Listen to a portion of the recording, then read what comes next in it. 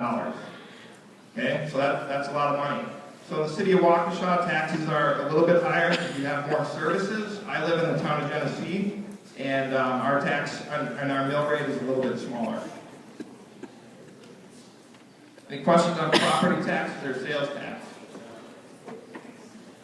For you shoppers, there's a city up in, I think, Minnesota that exempts sales tax for certain clothing purchases at a certain time each year. So you'll have people that go up there to buy clothes to save the money on the sales tax.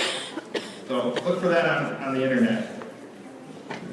So switching gears a little bit, another thing besides taxes that will be very important for you guys to understand, and this is probably in some ways more important than the tax piece, because taxes you can give to an accountant, right? You can give all your stuff to an accountant, they can take care of it, they'll charge you, and you'll be good to go.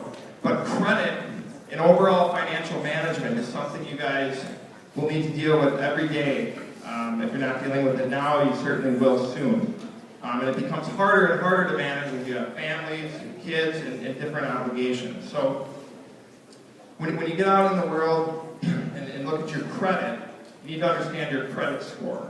So your credit score is a number assigned to a person that indicates to lenders their capacity to repay a loan. So what it really represents is risk. So the higher your score, the less risk you are to not pay back the loan. And you know, some people don't really think about this. When they get a bill, they just stash it aside, pay it late, or they don't pay it at all. But it's very important, especially at a young age, to make sure you stay on top of those things. Because poor scores are going to prevent you from getting a loan.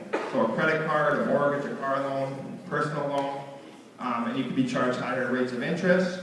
And it may limit how much you can borrow. Does everyone know what interest is? The cost of borrowing money, right? So if you borrow money, you have to pay interest on that. Just like if you have a savings account or money market at a bank, the bank pays you interest because they're borrowing your money to make money off of your money. So they give you a little bit of that interest. So looking at this credit score chart, you can see that if you have a credit score of 720 or more, that's excellent credit.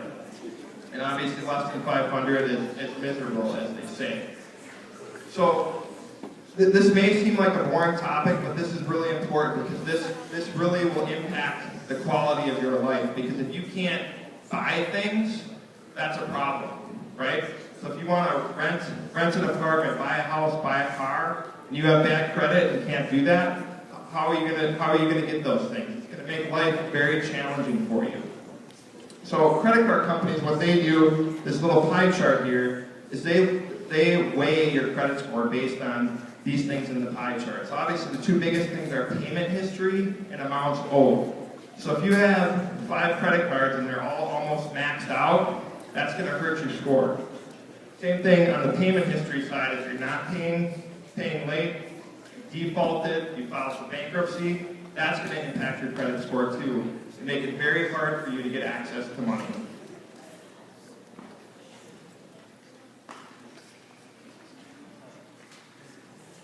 All right, so as a young person getting into the real world, you probably don't have a credit history. So you need to build that credit history, and it's going to start small, right? So when you go out on your own, what you need to do to build credit is sign up for a credit card, be disciplined, and either ask for a low limit or make sure they give you a low limit so you don't put yourself in a situation where maybe you overspend. But that first credit card you get is probably going to have a low balance limit, and it's also probably going to have high interest. But the key is, if you pay that off every month, which you should do, that'll help your credit score, you don't have to pay the interest. You only have to pay the interest if you don't pay it off each month. Another way to build credit is if you go to college, you're going to have a college loan. I had a college loan, you pay that off, pay that on time, that's going to help build your credit. You rent your first apartment, you have a gas and electric bill, that's going to build your credit. So has everyone seen those Credit Karma commercials? You've seen the one where the couples move in with each other and then they didn't know the other one had a bad credit score? Well, that's reality. So if you're going to get married, make sure you have a good understanding of your spouse's credit and you talk about it. Because once you get married, and you try to buy things together, the lowest credit score is the one that prevails.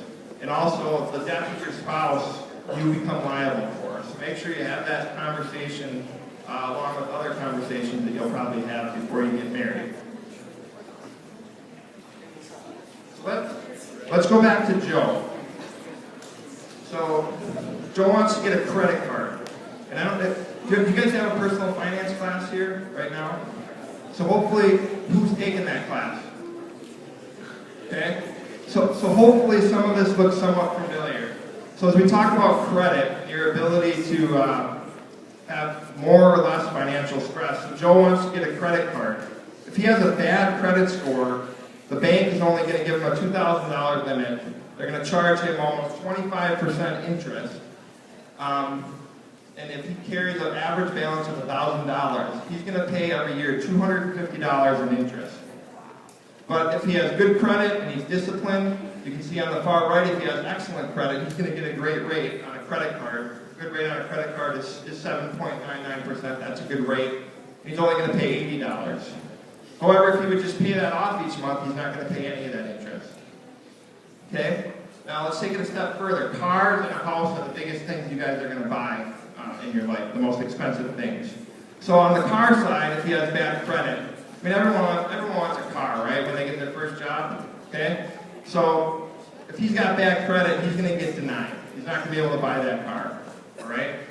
So if he has good credit, you guys all hear the commercials on TV about 0% financing.